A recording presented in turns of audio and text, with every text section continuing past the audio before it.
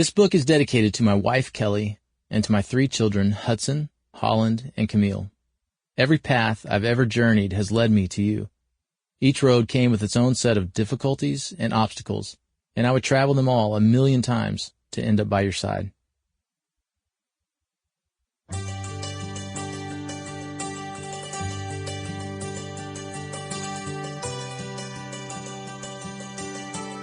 Simon & Schuster Audio presents Handcrafted, a Woodworker's Story by Clint Harp.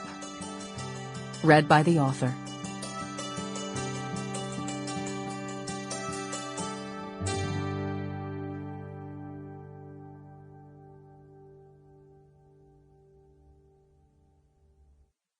A man who works with his hands is a laborer. A man who works with his hands and his brain is a craftsman. But a man who works with his hands and his brain and his heart is an artist. Louis Nizer, lawyer, writer, and painter. A seed is planted.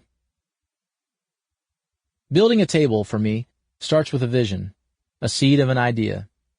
Whether I'm out for a morning run, working in my shop, talking with my wife, or playing with my kids, somewhere I'm sparked with an idea.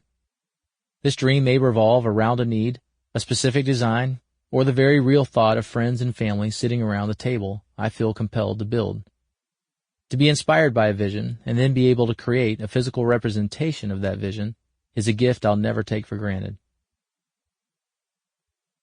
In elementary school, my teacher took us outside and asked us all to find a tree.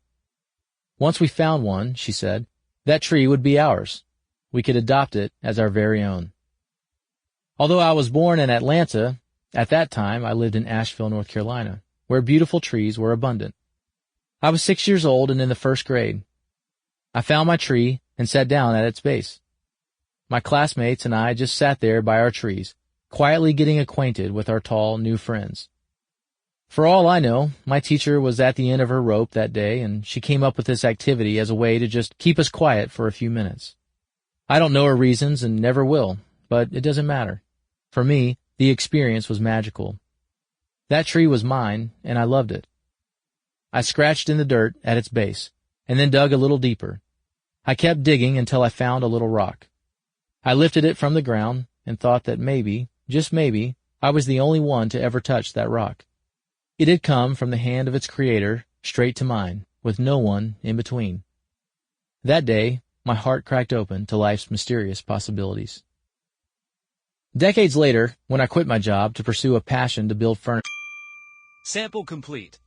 Ready to continue?